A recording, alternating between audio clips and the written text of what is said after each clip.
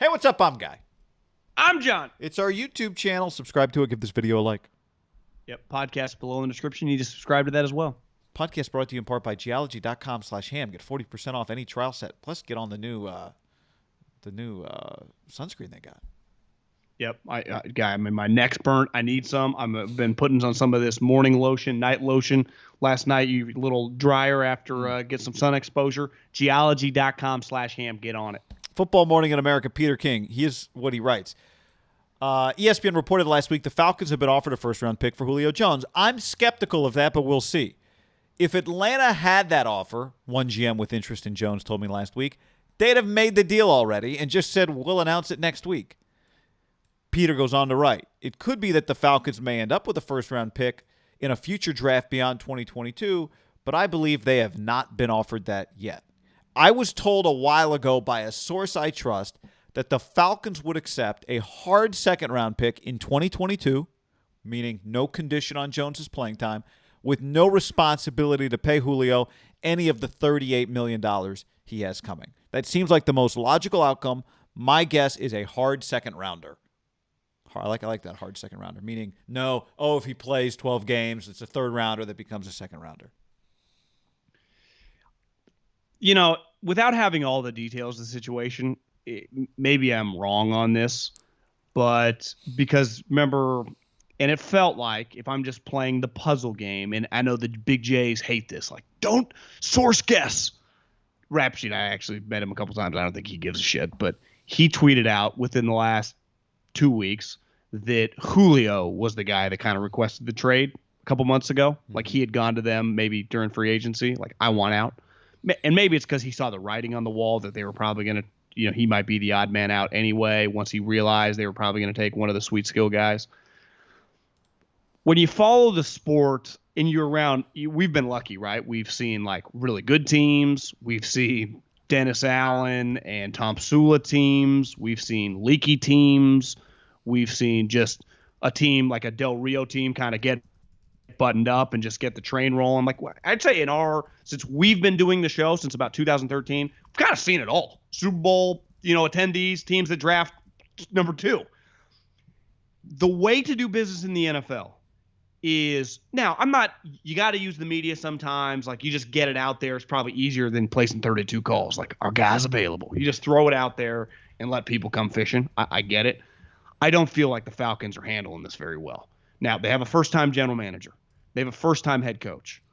But the way it's just out there, and maybe it was unavoidable with this June 1 number. I bet the GM would say, well, Thomas Dimitroff has done a really shitty job the last couple of years creating all this space, not all on me. And I would say that's probably fair. But there is a way to just kind of keep your mouth shut. And that's where I'm, again, guessing a little bit. I think Julio did the thing, orchestrate with Shannon Sharp, because he was tired of it. Like, stop fucking talking about it. Just trade me, right? Just get this over with. And I feel like they were handling this poorly.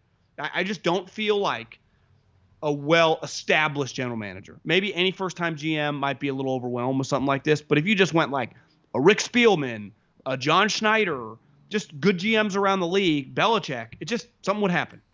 And this whole thing is dragging on. And when it drags on for a while, we've had like, you can get him for a third, and now he might go for a 1 to now teams want him to eat the money. It's just, what is going on here? If I was Arthur Blank, I would just wonder, like, are these guys a little over their head on this? Is that fair? Well, yeah, but let me throw another. It's not all. Let me throw another theory. They inherited this. It's not all their fault. And it's hard because they have to wait until June 2nd, basically, to do this deal. But let me. But they could have postmarked it. Let me ask, did you see the video that came out of the Panthers draft, the video the Panthers put out of their draft room when the Vikings called to try and trade up with them? Did you see this video? A couple days ago. Because the Vikings were going to try to draft Justin Fields, right? The Vikings try to draft Fields, and it's one of these deals where it's like we might get to the point where NFL teams start telling other NFL teams, look, you can't like start putting our offers in your little draft videos that you guys like to Well, it's produce. like you guys don't say shit and you're using us. Yes. Wouldn't you be mad if you were I the would Vikings? be mad, and I think I would not. I watched that video and thought it would not surprise me if the NFL, if there's some agreement that, like, guys, you don't get to put out other teams' business in your cool little draft video while you make yourself look good and make the other team look like a bunch of schmucks. It's happened a couple times now, right? Because it happened with the Vikings. The Vikings did it with the Eagles, though. Remember? They all do it, but so it's fun. I think it's great content, but it's sneaky. But one thing that happens, it's the great content because you guys look cool and the other team's kind of getting played. So one thing that happens in that video is how did you know it was the Vikings? Because he picks up, he goes, "What's up, Rick?" or whatever. I don't remember exactly what he said. Maybe it was because someone described that it was the Vikings, or maybe they knew. Maybe I think what it was they said the numbers. It was like they're offering like whatever 51 and 66. It was obvious it was their pick. Yeah. Okay, got it. And well, but the part in the video that you just made me think of was the owner of the Panthers, David Tepper, sitting there, and he's like, "Tell him not to call back unless it's a 1," or like he's like making like these grand pronouncements. It's like, tell him we're not messing around. It's which again. So the video makes him look good, right? Yeah, it makes him look like a tough guy, right? Yeah. And honestly, again, this is what I would say. If I'm an owner, that'd be kind of the fun part of the job. But it's not not ideal for your GM to be in that environment. I wonder if one of the challenges for Atlanta is they can't get a 1 for Julio. They can't. But I don't think. But Arthur Blank is going, you're telling me you can't get a first-round pick for this guy who is one of the greatest players in the history of our franchise, one of the best players in the NFL? I think when we've done this before, I think when you factor in the longevity he's had on the team, right? He's been there for a decade. Dion was there 4 or 5 years. I mean, this guy, when you've been there that long, it's just, I think he's the best player in the history of their franchise. So you're a new GM, and you want to prove, you want Arthur to be like, look at my guy wheeling and dealing. You trade him for a second-round pick, and that's it. I don't know that you feel like you won. But again, I don't know that they can. I would be surprised if they got a first-round pick. So I don't think it's possible. And we were talking about this before we jumped on. I do think it's very relatable to a housing market, buyers and sellers. And it's clearly right now a buyer's market for Julio. I think a lot of teams are thinking they can get Julio. Like, can we get him for a second and they eat $6 million? Right. Like that typically with Julio. And then so I used Diggs last year. I think Spielman is widely considered just a super high level GM. And it was clear, right? They had their run-ins with Diggs over the years. It was like clearly kind of a diva, but they also kind of embraced it, and he was producing that it worked. But then it was like, yeah, they're going to pivot off of him. But it didn't get dragged out very long, and boom, he goes for a 1. Now, he was cheaper and younger. Before the draft. Yeah, it's not apples to apples, but if you want this to be a seller's market, how about this?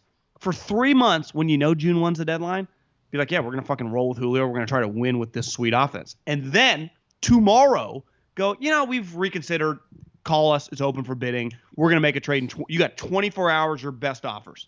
To me, and listen, it's hard without having all the details. I just think when they've kind of pity-pattered around that these teams are kind of circling like sharks, we're going to fleece this guy. And they've had 2 months to really watch the landscape develop, right? Yeah, it's like, we're getting one of the best players in the league. Who $15 million, like whatever, we'll cut a couple guards and a tackle and we'll just put him on for like a late second round pick. I think that the Atlanta Falcons, and in fairness, maybe in a couple years, if that little combo of Arthur Smith and Fontenot become a good combo, they'll be like, we learned a lot from that experience. And it's hard. Like if you and I, any job you do, if one of your first acts of business is to do something like this, it's probably pretty overwhelming.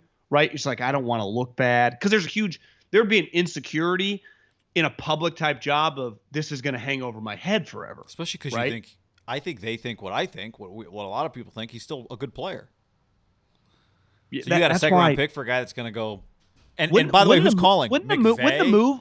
Russ, the Patriots, the Niners. It's like, oh God. Packers, the Colts. Yeah. Wouldn't the move guy have been to tell every single person that called, like, he's on our team, like, we're going to try to win this year, and then pivot like right now?